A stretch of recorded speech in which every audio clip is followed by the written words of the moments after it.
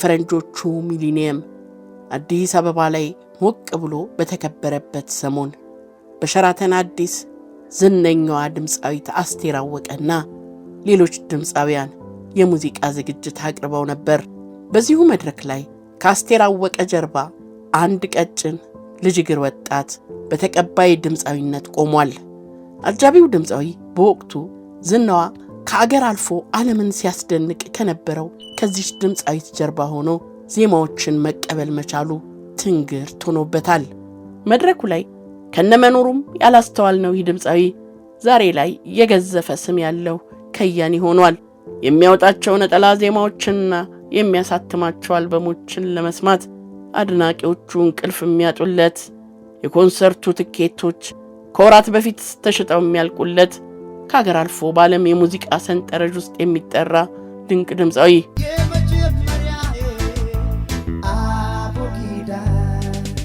በ1993 ዓመተ ምህረት የመጀመሪያ አልበሙ የሆነውን አቦጊዳን ይዞ ከወጣበት ጊዜ ጀምሮ አድናቆትም ውዝግብም ተለይቶ አያውቅም።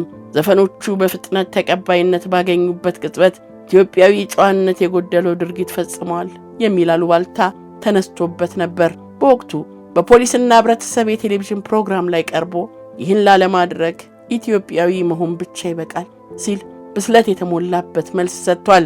ቴዲ አፍሮ የጠነከሩ መልእክቶቹን እንዲሁ በማዜም ብቻ አይተዋቸውም። በሙዚቃ የሚያቀነቅነውን ኢትዮጵያዊነት በተግባርም ይኖረዋል ይሉታል አድናቂዎቹ። ከሀገር ሊያስወጡት የሚችሉ ብዙ ገፊ ምክንያቶች ቢኖሩም ለሥራ ካልሆነ በቀር ከሀገሩ ወጥቶ መኖርን አለመምረጡን፣ ልጆቹን በሀገሩ ምድር እንዲወለዱ ማድረጉን፣ ለልጆቹ ኢትዮጵያዊ ቀለም ያላቸውን ስሞች መስጠቱን ላብነት ይጠቅሱለታል። በሼህ መንደፈር የኢትዮጵያውያንን የሃይማኖት አጥር የማይከልለው አብሮነትና ፍቅርን፣ በካብዳላክ ፖለቲከኞች የሚያሰምሩት ድንበር፣ በኢትዮጵያውያንና ኤርትራውያን ልብ ውስጥ የተወውን ደማቅ የናፍቆት ቀለም፣ በጥቁር ሰው ያለ ቀዳሚ አባቶች መስዋዕትነት ሀገር እንዳልቆመች በኢትዮጵያ የሀገርን ዋጋ ከፍ አድርጎ አሳይቷል።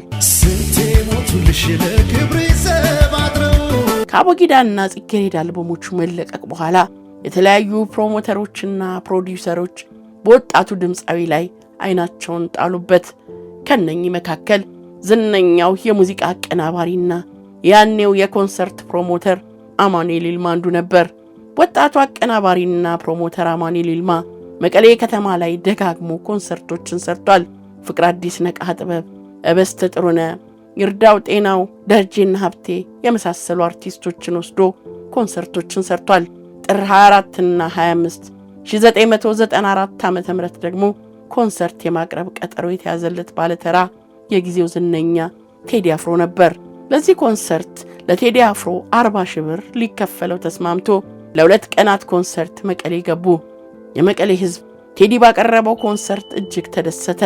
ነገር ግን ገዛ ገርላስ የተባለውና የቴዲ አፍሮ ኮንሰርት የቀረበበት ባህላዊ ሬስቶራንት አዳራሽ በሁለት ቀናት ውስጥ ለመቀሌ ህዝብ ቴዲን ለማሳየት በቂ አልነበረም።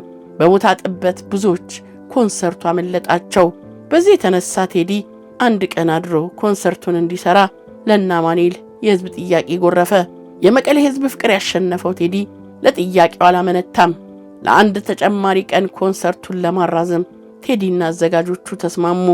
ይህ ከሆነ ከ3 ዓመት በኋላ ቴዲ አፍሮ በያስተሰርያል አልበሙ ብቅ አለ። ስለ ሀገር ፍቅርና አንድነት በዘፈኖቹ የሰበከው ከያኒ ውለታው ተረስቶ ውግዝ ከማሪዮስ ተባለ። የሃዳዊ ስርዓት ናፋቂ ተብሎም ተፈረጀ።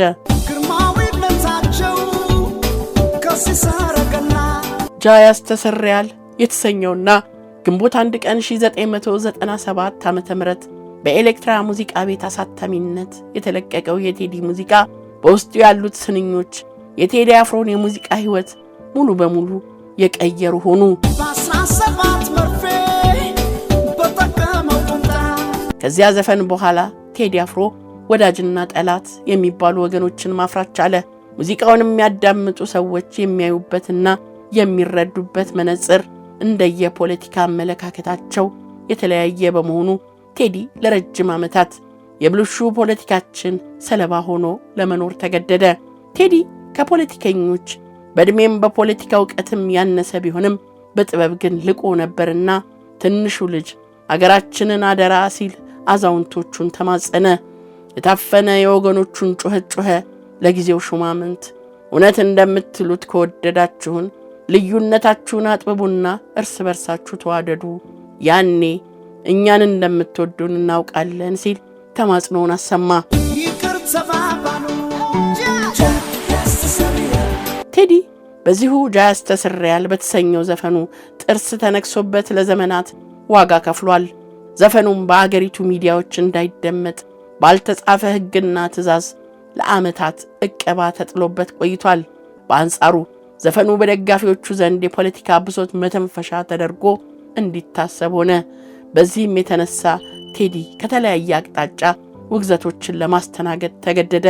ኢህአዴግ ልክ በግል እንደሚያሳድደው ደመኛው እግር በግር እየተከታተለ ኮንሰርቱን ሰረዘበት። ቴዲ በሀገሩ ባይታወር ተደረገ። ፍቅር የዘፈነባቸው መቀሌ፣ ድሬ፣ ሐረር፣ አዲስ አበባም ሆነ ሌሎች ከተሞች እንዳትደርስ ተባለ። በሚኖርበት አዲስ አበባ ከተማ በስቱዲዮ ውስጥ ድንቅ ሙዚቃዎችን መቀመር እንጂ ከአድናቂዎቹ ጋር በመድረክ መገናኘት እንደ ሰማይ ርቆበት ቆይቷል። በርካታ ኮንሰርቶች ታቅደው ማስታወቂያ ተነግሮላቸውና በርካታ ወጪ ወጥቶባቸው ሳይሳኩ ቀርተዋል። አዘጋጆቹም ለከፍተኛ ኪሳራ ተዳርገዋል።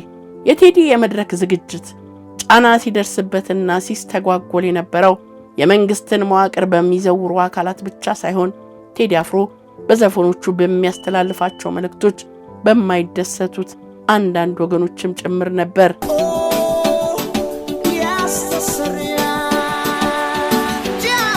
በድምፃዊው ላይ ሲደረጉ የነበሩት ጫናዎች ጫፍ የደረሱበት ጊዜም ነበር። በነሐሴ 2009 ዓ.ም ከ1000 የሚበልጡ እንግዶች ተጠርተው ኢትዮጵያ የተሰኘ አልበም ሊያስመርቅ ሰዓታት ሲቀሩት ዝግጅቱን የመንግስት አካላት አስተጓጎሉበት። ይህም ጉዳይ በአገር ውስጥ ብቻ ሳይወሰን ዓለም አቀፍ ወደ መሆንም ሄደ። ዋሽንግተን ፖስት ሲዘግብ የካናዳ የፓርላማ አባል የሆኑት አሌክስ ናዳል የመንግስት እርምጃ የዜጎችን መሰረታዊ መብት የሚጋፋ ነው በማለት ለቀድሞ ፕሬዝዳንት ሙላቱ ተሾመ በጻፉት ደብዳቤ ድርጊቱን ተቃውመዋል። ጃ ያስተሰርያል አልበም በሀገራችን ከተሰሩ ዘመናዊ ሽሬ አልበሞች ውስጥ አንዱ ሆኖ እነሆ ከ20 ዓመታት በኋላም እንደ አዲስ እንሰማዋለን። አቦጊዳ በተሰኘው የመጀመሪያ አልበሙ በሰው ልብ ውስጥ ሰርስሮ መግባት የቻለው ብላቴና በያስተሰርያል አልበሙ መኖሪያውን አጸና። ግንቦት 1 ቀን 1997 ዓመተ ምህረት ለአድማጭ ጆሮ የበቃው ያስተሰርያል አልበምም እነሆ 20ኛ ዓመቱን አከበረ።